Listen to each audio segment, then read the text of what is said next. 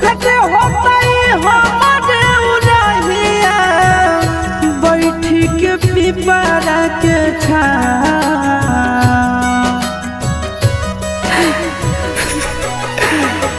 देखते होता हमारे उड़हिया बैठी के पिपरा के रुक रुक रुक अरे टरेनिया रुक रुक रुक रे टरेनिया ले ले चल जनुआ के गाँव रुक रुक रुक रे टरेनिया।